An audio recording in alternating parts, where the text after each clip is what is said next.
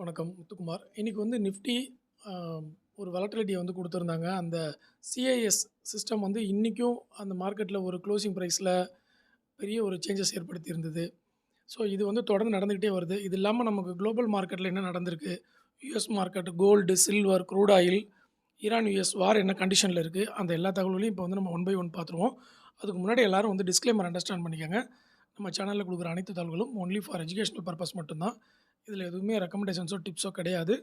நான் வந்து SEBI registered analyst கிடையாது. அதனால before investing consult your financial advisor.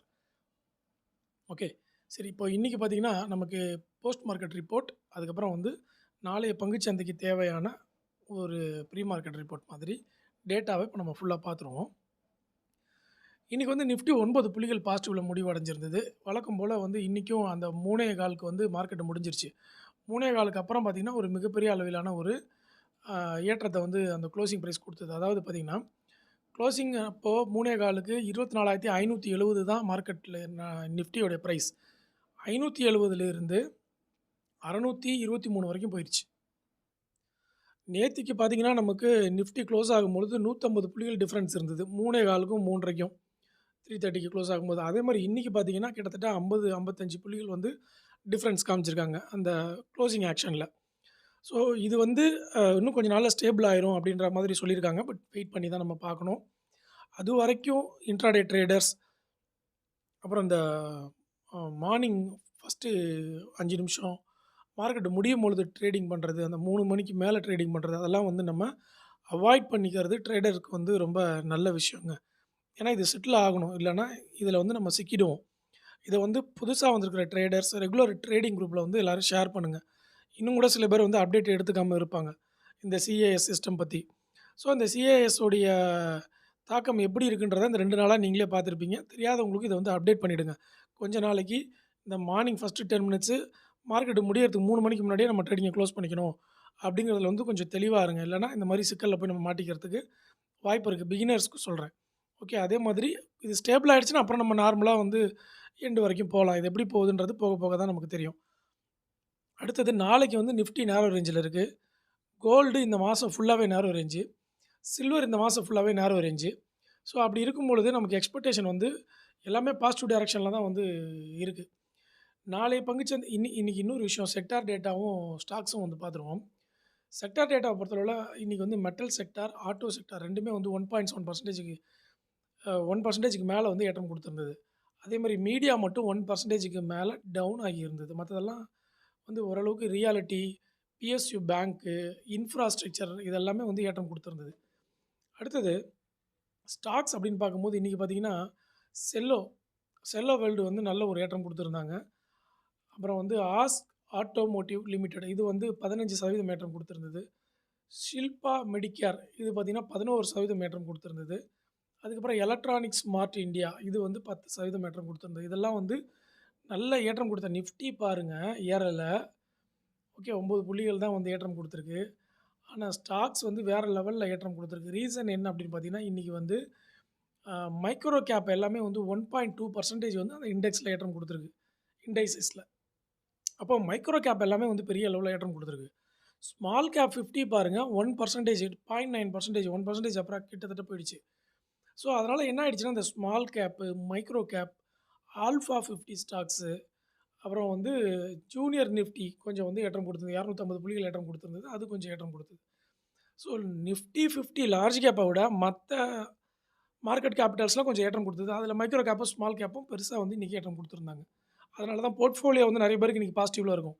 Nifty பார்த்தீங்கன்னா, பாசிட்டிவ்ல காமிக்கல. எல்லாமே மைனஸ்ல பெரிய அளவுல போவே இல்ல. ஆனா ஸ்டாக்ஸ் வந்து ஏற்றம் குடுத்திருக்கு. ஸோ ஸ்டாக்ஸ்ல நமக்கு இப்போ இந்த ஷில்பா மெடிக்கல் இது வந்து முக்கியமா ஏறுன ஸ்டாக்ஸ்ல வந்து பெரும்பாலும் பார்த்தீங்கன்னா, ரிசல்ட் ரியாக்ஷன் தாங்க.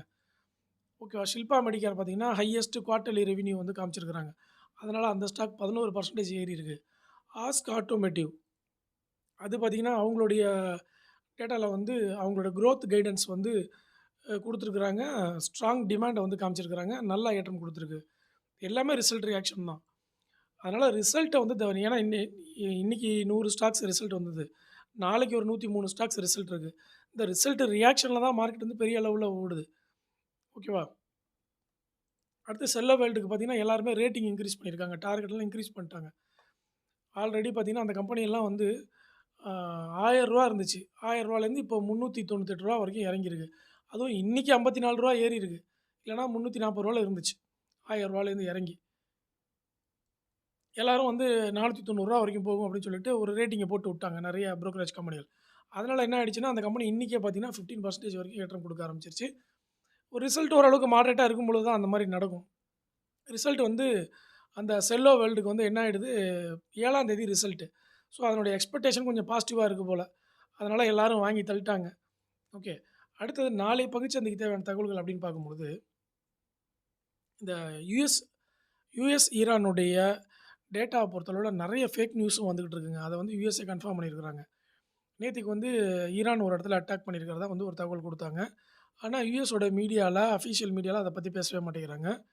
அட்டாக் நடந்திருக்குன்னு சொல்லி மத்த லோக்கல் மீடியால பேசுறாங்க.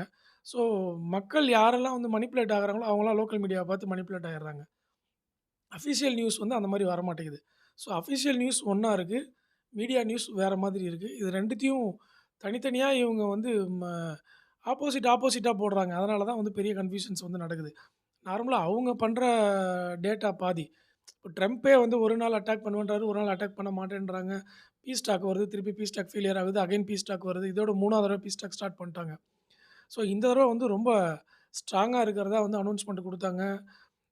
ஹார்மஸ்ல வந்து எல்லாம் ஸ்டார்ட் ஆயிடுச்சு மூவ் ஆகுறதுக்கு அப்படின்னு சொல்லியிருந்தாங்க. அதுக்கப்புறம் பார்த்தீங்கன்னா, $79க்கு வந்தது.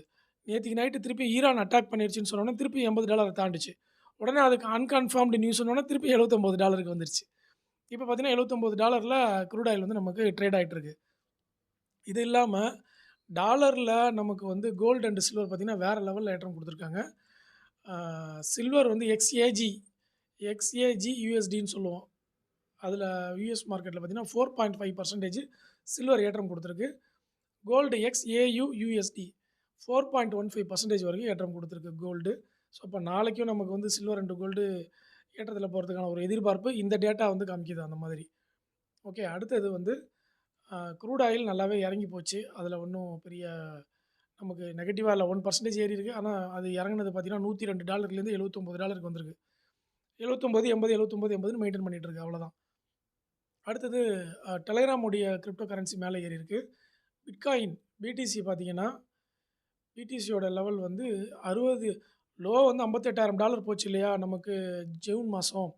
ஸோ ஜூனுக்கு அப்புறம் இப்ப 58லேருந்து $64,000ல இப்ப ட்ரேட் ஆயிட்டு இருக்கு. இப்ப புல்லிஷ்ல தான் வந்து கடந்த 2 நாளா போய்க்கிட்டு இருக்கு.